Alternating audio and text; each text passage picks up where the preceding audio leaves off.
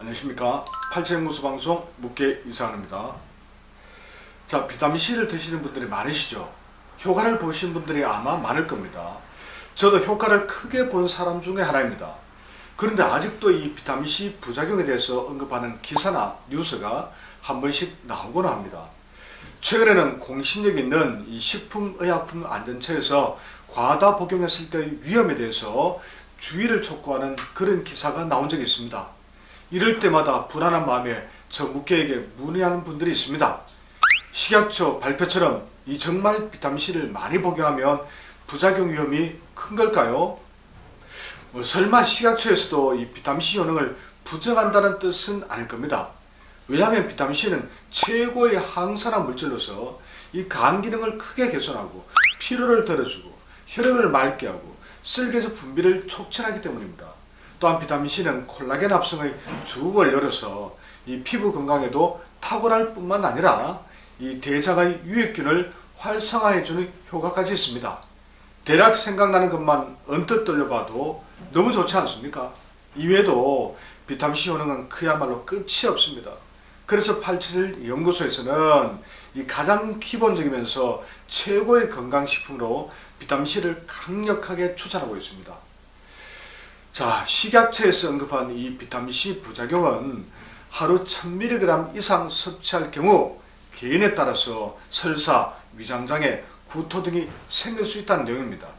부작용이 심할 때는 여러 결석이 생길 수도 있고 신장 기능이 떨어지거나 투석을 하는 경우, 그리고 위장관 기능이 약해진 경우라면 이 1000mg을 넘지 않도록 주의해야 한다는 그런 내용도 덧붙였습니다.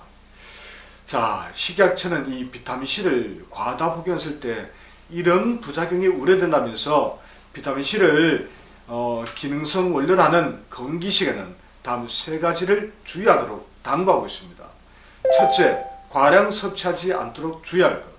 둘째, 신장질환이 있는 경우 섭취 전에 전문가와 상담할 것. 세 번째, 이상 사례 발생 시 섭취를 중단하고 전문가와 꼭 상담해야 된다는 것. 바로 이러한 내용입니다. 자, 이러한 식약처 발표에 대해서 저 묵계의 생각은 어떨까요? 한번 정리해 보겠습니다. 첫 번째, 비타민C 복용량에 관한 내용입니다. 자, 식약처 발표 내용은 하루 1000mg을 기준으로 했는 겁니다. 그러니까 500g만 먹어도 충분하다는 기존 의료계 주장보다는 많이 진전된 내용이긴 합니다. 하지만 한 번 먹을 때 이 1000mg도 아니고 하루에 1000mg 정도로는 최소한의 효과밖에 기대할 수 없습니다. 이 정도 양으로는 몸의 변화를 느끼기 어렵습니다. 건강회복을 기대할 수도 없겠죠.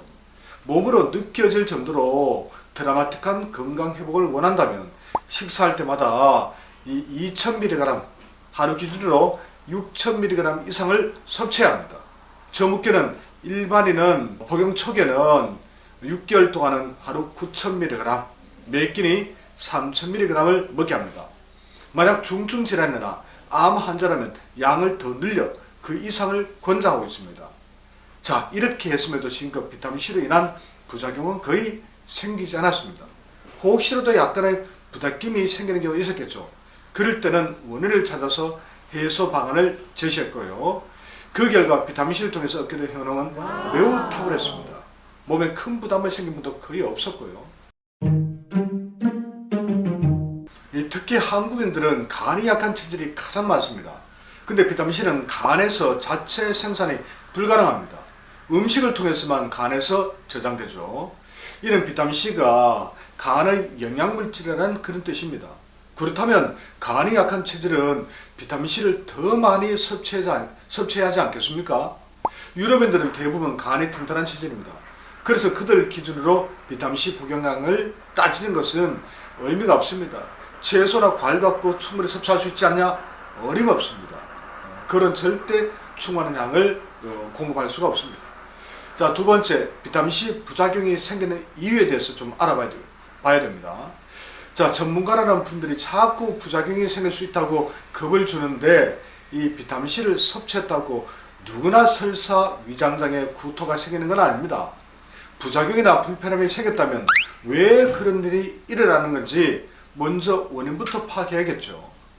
그럼 부작용이 생길 수 있는 경우나 원인을 한번 따져보겠습니다.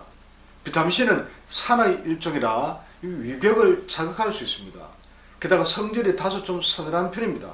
그래서 위장이 예민하거나 냉한 상태라면 일시적으로 설사가 생길 수 있습니다. 위염이 심한 경우는 위벽을 자극할 수 있어 간혹 위장장애나 구토가 일어날 수도 있고요.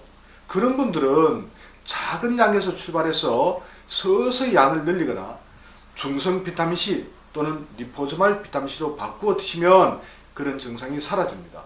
그러다가 위장 상태가 좀 좋아지시면 다시 분말로 해서 양을 늘려가시면 되겠죠. 요로골석이나 신장결석이 생긴다고 겁을 주는 분들이 또 있습니다. 이는 이론상으로만 존재하는 이야기일 뿐입니다. 만약 물을 극도로 적게 섭취하지만 않는다면 그런 문제가 생길 일이 거의 없습니다. 그래서 즉 결석이 생기는 분들은 물을 너무 적게 먹는다는 얘기죠. 그래서 비타민C를 드실 때는 조금 더 평소보다 물을 더 많이 섭취해 주시면 됩니다. 자, 세 번째, 신장질환이 있다면 비타민C를 무조건 피해야 할까요? 자, 이 질문을 일단 생각하고 넘어가야 합니다.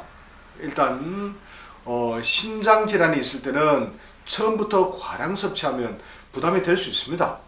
당연히 조심할 필요가 있겠죠. 하지만 그래도 비타민C를 드실 수는 있습니다. 도움이 되니까요. 그럼 어떻게 복용해야 할까요? 심장에 부담되지 않을 정도의 소량에서 시작해서 몸의 반응을 보아가며 조금씩 복용량을 늘리면 됩니다. 비타민C는 신장의 일부인 부신피질 호르몬의 주재료입니다. 그리고 혈액을 맑게 신장의 막힌 모세혈관을 열어주기 때문에 오히려 비타민C가 이 신장에 더 필요할 수 있다는 거죠. 방금만 하신다면. 과거 카페 회원 중에서 심부전증으로 혈액 투석을 오래 한 분이 있었습니다.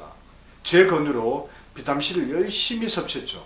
이후로 피로가 크게 줄고 전체적인 몸 상태가 많이 좋아진 사례가 있습니다. 그렇다면 혹시나 모를 비타민C 부작용에 대한 막연한 두려움 때문에 굳이 멀리할 이유가 전혀 없다는 것이죠. 자, 지금까지 비타민C 부작용을 경고한 식약처의 발표 내용에 대한 저 묻게의 생각을 한번 정리해 보았습니다. 결론은 비타민C 과다 복용으로 인한 문제는 특수한 상황에 해당하는 것으로 일반화해서는 안 된다는 점입니다. 자, 부작용이 어떤 경우에 생길 수 있는지 원인을 정확히 알고 대처한다면 충분합니다. 그렇게 하면 부작용을 예방하면서 효과를 극대화할 수 있다는 사실을 오늘 확인했습니다. 여러분들은 한 번씩 올라오는 이런 비타민C에 대한 부정적 기사에 현혹되지 마십시오. 건강 증진에 탁월한 비타민C 효과를 오히려 더 만끽해 보시기 바랍니다. 혹시나 비타민C에 관한 더 많은 정보가 필요하시다면 87나라 네이버 카페를 확인해 보시기 바랍니다. 자, 오늘 내용이 도움 되셨다면 구독과 좋아요도 꼭 부탁드리겠습니다. 감사합니다.